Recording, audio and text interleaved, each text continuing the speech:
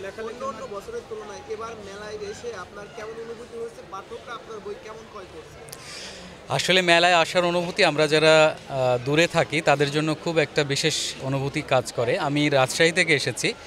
তো মেলায় এসে যেটি উপলব্ধি করি বা যেটি আমাদের সবচেয়ে বড় ভালো লাগা যে মেলায় এসে আমরা অনেক লেখকের সাথে পরিচিত হতে পারি, দেখা হয় যাদের সাথে খুব দীর্ঘ সময় পর আমাদের যে বন্ধুদের সাথে দেখা হয় এবং মেলায় দেখছি খুব আনন্দঘন পরিবেশ বিরাজ করছে এবং পাঠকও বই কিনছেন এবং এটি আমাদের জন্য খুব আশার কথা এবং আমার বইটিও পাঠকরা খুব ভালোভাবেই নিচ্ছেন এবং বেশ কিনছেন তারা। এবার মেলায় আপনার কোন বইটি সবথেকে বেশি জনপ্রিয়?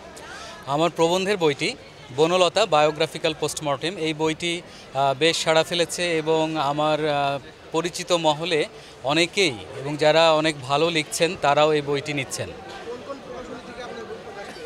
আমার বই কবিতার বই প্রকাশ পেয়েছে খাপড়া প্রকাশনী থেকে, প্রবন্ধের বইটি দেশ পাবলিকেশনস থেকে, আর ছড়ার বইটি জোড়া শালিক প্রকাশনী থেকে।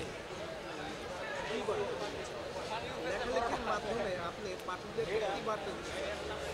আসলে আমি যে কারণে লেখালেখি করি মানুষের জন্য লিখি, আর মানুষের কাছে আমি বার্তা পৌঁছাতে চাই যে মানুষকে ভালোবাসতে হবে, মানুষের অধিকার আদায়ের জন্য লড়তে হবে, মানুষের ক্ষুধার সমাধান করতে হবে। এই তিনটি বিষয়কে সামনে রেখে আমি লেখালেখি করি।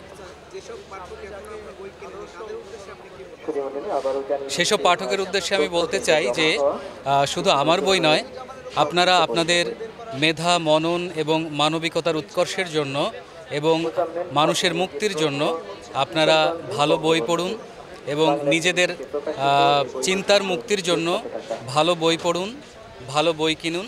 এটি আমার পাঠকদের জন্য বলা।